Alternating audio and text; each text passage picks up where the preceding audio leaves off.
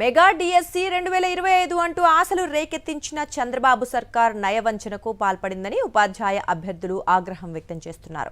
ప్రతిభకు పాతరేసి నచ్చినట్లు ఉద్యోగాలిచ్చారని మండిపడుతున్నారు. కటాఫ్ మార్కులు ప్రకటించకుండా వారిచ్చిందే ర్యాంకు, చెప్పిన వారికే ఉద్యోగం అన్న చందంగా డిఎస్సిని మార్చేశారని ఆవేదన వ్యక్తం చేస్తున్నారు. మెగా డిఎస్సి 2025 నిర్వహణను అడుగడుగునా దారి తప్పించింది కూటమి సర్కారు. జిల్లా ఎంపిక కమిటీలను నీరుగార్చి ప్రక్రియను పూర్తిగా రాష్ట్ర స్థాయిలో తమ గుప్పెట్లో పెట్టుకున్నారు. పరీక్ష ముగిశాక రాసిన అభ్యర్థులందరితో కామన్ మెరిట్ లిస్టు విడుదల చేయాల్సి ఉన్న పలు దఫాలు టెట్ మార్కులు ఎడిట్ చేశారు. డిఎస్సిలో వచ్చిన మార్కులతో కలిపి మార్పులు చేర్పులు చేశారు. దీంతో మొదట మెరిట్లో ఉన్న ర్యాంకులు తలకిందులైపోయాయి.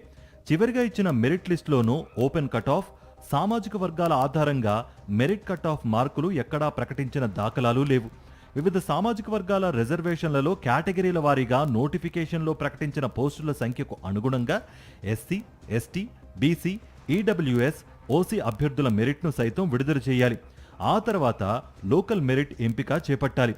ఓపెన్ కట్ ఆఫ్ కంటే పైన ఉన్న ప్రతిభావంతులను ఓపెన్లోనే భర్తీ చేయాలని పలు సందర్భాల్లో సుప్రీంకోర్టు ఆదేశించింది. ఈ అంశాన్ని జీవో నెంబర్ 77లోనూ పేర్కొన్నారు.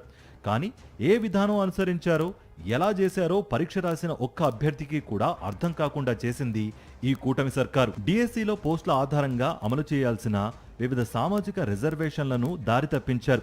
మెరిట్లో ఉన్న అభ్యర్థులకు రిజర్వేషన్ కేటగిరీలో పోస్టులు ఇవ్వడంతో ఆ మేరకు రిజర్వ్డ్ కేటగిరీలోని మెరిట్ అభ్యర్థులు తీవ్రంగా నష్టపోయారు.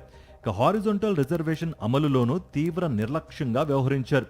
100% పోస్టుల్లో ఖచ్చితంగా 33% పోస్టులను మహిళలకు కేటాయించాలి. 33% కంటే మహిళలు తగ్గితే హారిజాంటల్ రిజర్వేషన్ను పరిశీలించి తగ్గిన మహిళల సంఖ్య ఆధారంగా అంతే సంఖ్యలో అత్యంత కిందనున్న పురుష అభ్యర్థులను తొలగించి వారి స్థానంలో మెరిట్లో ఉన్న మహిళలను ఎంపిక చేయాలి. ఇక సర్టిఫికెట్లలో లోటుపాట్లు ఉంటే సరిచేసుకునేందుకు గడువునివ్వాలి. కానీ ఈ డిఎస్సిలో మాత్రం చేసిన తప్పులు, నిబంధనల ఉల్లంఘనను కప్పిపుచ్చుకునేందుకు అత్యంత వేగంగా 148 రోజుల్లో ప్రక్రియను ముగించారు. సుప్రీంకోర్టు పలు సందర్భాల్లో ఇచ్చిన తీర్పుల మేరకు నిబంధనల ప్రకారం కటాఫ్కు పైన ఉన్న అభ్యర్థులను తప్పనిసరిగా ఓపెన్ కేటగిరీలోనే భర్తీ చేయాలి. వాటిని ఎట్టి పరిస్థితుల్లోనూ రిజర్వేషన్ కేటగిరీలో చేర్చేందుకు ఆస్కారం లేదు. కానీ డిఎస్సి 2025లో ప్రభుత్వం ప్రకటించిన మెరిట్ లిస్ట్నే తీసుకుంటే అభ్యర్థులు సాధించిన మెరిట్ ఆధారంగా ఓపెన్ కేటగిరీలో ఎంపిక కావాల్సిన వారిని వివిధ సామాజిక రిజర్వేషన్లలోని లోకల్ పోస్టుల్లో 80% నింపారు. దీంతో రిజర్వేషన్ అభ్యర్థులు, మెరిట్లో ఉన్న అభ్యర్థులు ఉద్యోగ అవకాశాలు కోల్పోయారు. ఇలాంటి వారు రాష్ట్ర వ్యాప్తంగా దాదాపు 1500 మంది ఉన్నట్టుగా తెలుస్తోంది.